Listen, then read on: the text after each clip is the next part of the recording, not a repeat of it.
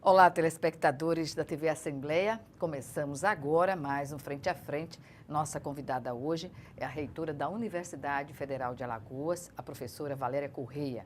E com ela vamos falar sobre um balanço das atividades da gestão da professora Valéria na Universidade Federal de Alagoas. Um ano de gestão em que ela realizou uma audiência participativa com todos os segmentos da universidade, como também faço registro aqui que foi a segunda audiência participativa e pública, porque nos 100 dias de gestão ela realizou a primeira audiência. E aí eu pergunto, professora Valéria, antes mesmo de agradecer, não é, a sua participação hoje aqui no Frente a Frente. A avaliação que a senhora faz dessa experiência, que é inédita na Universidade Federal de Alagoas, de realizar uma audiência pública participativa com 100 dias de gestão e agora com um ano de gestão. Qual a avaliação que a senhora faz dessa experiência? Olha, avaliação muito positiva, Gorete, porque a nossa concepção de universidade é que ela pertence à sociedade e a comunidade universitária deve ser também protagonista de todo o seu processo, né? E nesse sentido, a audiência pública participativa que realizamos é exatamente para a gente expor, né, o que realizamos e o que não realizamos e explicar por quê, né? E também abrir os cofres da universidade, o orçamento da universidade, para a gente também, a comunidade universitária e também a sociedade saber o que vem, como é que está sendo gasto, até sobre os contingenciamentos, enfim. A administração pública, a gente tem que ter transparência, né, e esse cuidado. E a universidade é esse espaço, a gente também tem que ser exemplo para a sociedade. E nesse sentido, a gente realizou nos 100 primeiros dias de gestão, né, já prestando conta dos 100 primeiros dias de gestão, agora, no primeiro ano de gestão, com a participação grande, sendo inclusive com transmissão, nessa segunda audiência, transmissão simultânea, para que as nossas unidades educacionais, os campi fora de sede, né, Arapiraca e do Sertão, também pudessem acompanhar. E estou muito satisfeita com essa experiência de realizar uma gestão, né, com essa transparência, né, na condução, nas nossas ações e também do orçamento da universidade. Pois bem, certamente que a comunidade universitária deve estar também bem satisfeita com essa gestão participativa. Eu pergunto, já que a senhora enfatizou a questão orçamentária, quando a senhora assumiu a universidade há um ano, que realizou aquela primeira audiência pública, nós estivemos aqui conversando sobre o assunto, e a senhora mostrava um quadro muito difícil, de administrar. Contratos que deveriam ser revistos, a questão orçamentária também. De lá para cá, vamos por partes, como dizia Jack Stripador, a dívida encontrada pela UFAL, o que representava naquele momento, o que a gestão fez para administrar essa dívida, essa situação, e hoje qual é a dívida da UFAL? Veja, a gente encontrou em torno de 11 milhões de dívidas, inicialmente 7 milhões, depois a gente constatou que era maior. Foi um ano difícil, só que os contingenciamentos que houve no início do ano, eles foram depois sendo descontingenciados no que diz respeito principalmente a custeio, né, que é a manutenção da universidade. E o que foi descontingenciado também de capital, que só foi apenas 50%, né, a gente priorizou, a gente teve que fazer algumas, né, dar algumas escolhas, né, difíceis, mas assim, dentro dos princípios e dos critérios que a gente definiu de forma transparente. Então, a gente elegeu, primeiro, pagar as bolsas estudantis, né, os estudantes dependem, inclusive, para ir para a universidade de bolsas. Depois, os serviços dos terceirizados, a universidade não, sem limpeza, sem vigilância, enfim, e também as contas de água e energia. Né? Então, o básico para o funcionamento da universidade. A gente não deixou É importante também dizer de administrar as obras e realizar, dar continuidade. Houve, sim, vamos dizer, um desaceleramento, né? Mas também por conta da maior fiscalização nossa em cima das obras da própria empresa. A gente começou a aplicar multa por não cumprimento de medições, enfim. Mas, por exemplo, a gente de 24 obras que encontramos, conseguimos concluir 10, quase uma em um mês, né? Então, conseguimos e agora já estamos com mais 15 em finalização. 14 e uma nova que a gente iniciou e a previsão é de concluir, se não houver contingenciamento, de concluir este ano. As previsões todas é que as 15 sejam concluídas, estão bastante adiantadas. Então, a gente administrou bem, sempre fazendo esse movimento do capital para o custeio, para a universidade funcionar, e dosando, né, as obras. Equipamento, conseguimos comprar alguns, né, não ainda o suficiente, mas, por exemplo, 500 computadores, a gente fez uma compra, quando desde 2014 nenhum, né, tinha sido comprado, e a gente tem um curso novo de Sistema de Informação em Penedo, recém-aprovado, começou agora, sem computadores. A gente tinha emprestado de um local, eles estão com computadores emprestados, e agora sim.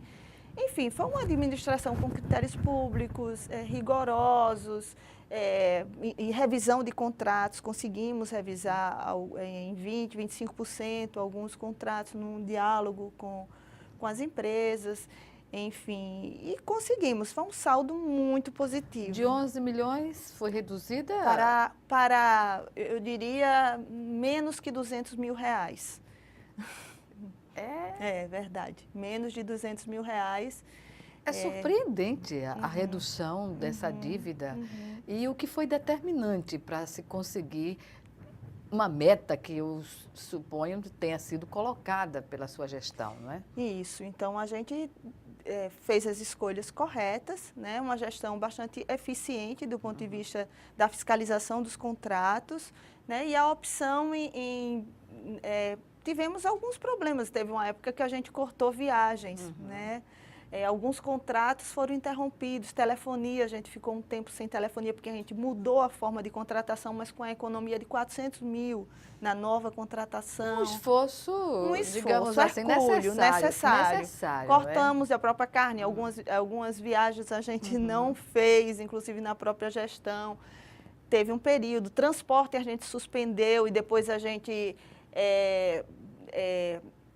regulamentou, né? Teve algumas regras de distância e tudo mais, mas foi assim, períodos curtos de interrompimento para mudança e ter mudança de tipo de contrato que iria economizar, ia ser perene, né? E mudança também de procedimentos né? Que vão determinar a economia constante no dia a dia da gestão. Exatamente, a rotina do uso dos transportes, né? A regulamentação deste uso. Para justificar de fato, não é? Exatamente, com tudo justificado. Assim, mas assim, entendo, né, e gostaria de deixar bem claro que nenhuma dessas medidas, né, prejudicou o andamento da universidade, né, em qualquer sentido, né, desde a sua dimensão do ensino, da pesquisa e da extensão, de forma alguma, né, e a interrupção, por exemplo, do serviço de telefonia foi assim, uma semana.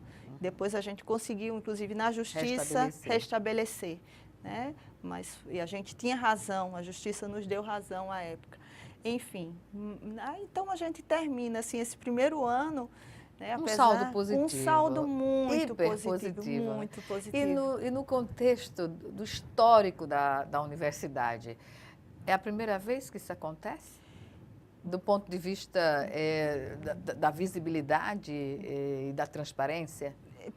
Do ponto de vista, pelo menos, o que sabemos, né, dos registros dos meus 21 anos de universidade, 22 já de universidade, é a primeira vez que existe audiência pública. Realizamos a primeira, a segunda e vai ser uma rotina na nossa gestão, né, e para além dos muros da universidade, porque ela é transmitida e qualquer um pode acessar.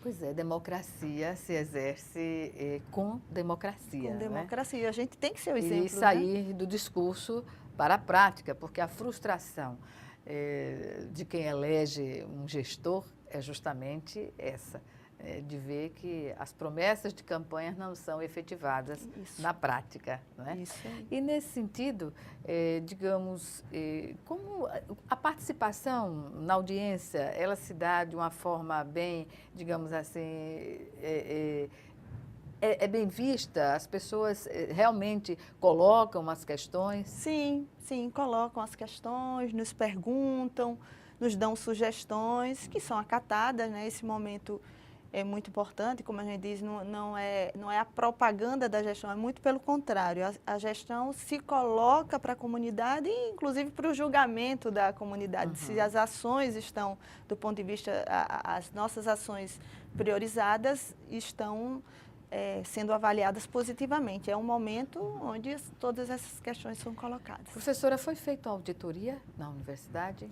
Foi feito, a gente recebeu a universidade com a auditoria da CGU, sim, né, algumas auditorias e, inclusive, convidamos a CGU nos nossos 90 dias de gestão para apresentar ao Conselho Universitário as auditorias anteriores realizadas e foram publicizadas. E foram publicizadas. Qual é o segmento, digamos assim, que representa o maior gargalo na universidade? Veja, a questão da segurança, por exemplo. Nós Sim. estamos vivendo uma situação crítica nos presídios, não é? No Brasil inteiro. E a universidade é vizinha, eu não diria... Sistema Pois é penitenciário do Estado, sistema penitenciário do Estado. E ali é um paiol de pólvora, né, que pode incendiar a qualquer momento. Não, é verdade. E como a universidade tem trabalhado essa questão, que eu acredito que a comunidade universitária tem uma preocupação. Veja, exatamente. Na audiência pública, inclusive, eu falei que esse era o desafio para 2017. Né? A gente já vem se preocupando, né? Você fala com muita clareza, primeiro que é uma região bastante pobre, né? E para além de pobre, vulnerável. Né? Então a gente, o sistema prisional ali, né? do circo vizinho à universidade, também a gente inclusive tem que se comunicar com eles. A gente hoje estava discutindo que eles criaram um acesso e a gente precisa até conversar sobre esse acesso, enfim. De fato, a universidade tem esse problema de segurança, né? E a gente já constatou e tem trabalhado para definir na construção de uma política de segurança para a universidade, que não existe definida uma política de segurança. Então, a gente está já com um convênio com a Universidade Federal de Pernambuco, que tem uma experiência muito bem sucedida na área de segurança. Algumas pessoas, alguns servidores de lá já nos visitaram, eles estão nos ajudando, estão encarregados, inclusive, de fazer um diagnóstico dos nossos pontos frágeis, vulneráveis de segurança. E a partir desse diagnóstico, a gente vai, sim, aí ampliar o debate na universidade, né, envolvendo os 3 segmentos, tanto técnico como os professores, né, os gestores e os estudantes da universidade. Vamos, para além disso, né, chamar representantes da comunidade circunvizinha, né, porque eles precisam entender que a universidade pertence a eles também. Então, a gente quer começar a fazer esse diálogo e para ele nos ajudar a definir essa política de segurança. Então, eles sendo protagonistas. E dão legitimidade, não é? E efetividade à política, não fica algo que foi imposto de cima para baixo e que as pessoas não absorvem a importância de fazê-la cumprir, não é? Exatamente. Então, a gente quer estabelecer, porque a gente entende que a violência, e eu coloco sempre isso, né? A violência não está só na universidade ou só nós ficamos vulneráveis à violência. A violência é uma questão muito mais complexa, né? E as formas de também enfrentar esse problema tem que ser mais amplo, principalmente a gente como universidade, né? Então, o entendimento é muito mais amplo, a ausência, né, do Estado, né, em muitos, né, na questão dos direitos sociais, né, na saúde, na educação. Então, a partir dessa compreensão mais ampla, a gente tem que estabelecer essa relação com a vizinhança. inclusive já participamos, né, de um comitê, através da nossa pró-reitora de extensão, na vizinhança, comunitário, né, sobre esse tema da violência. Mas, para além disso, a gente tem que também ter ações imediatas, né, de nos proteger os trabalhadores, o patrimônio. Tanto material quanto humano, né, as pessoas. Exatamente. Então, por isso a política, né, de segurança. E aí a gente vai construir. É o desafio eu para digo, 2017. Para 2017 vai ser o grande desafio. Já anunciei como grande desafio. Sabemos que não vamos esgotá-lo nesse primeiro ano, mas a gente começa, né, 2017 já com esse diagnóstico e com a possibilidade, né, de definir essa política de segurança para o FAU. Perfeito. Professora Valéria Correia, nós vamos chamar agora o nosso primeiro intervalo. Já já, o Frente a Frente está de volta.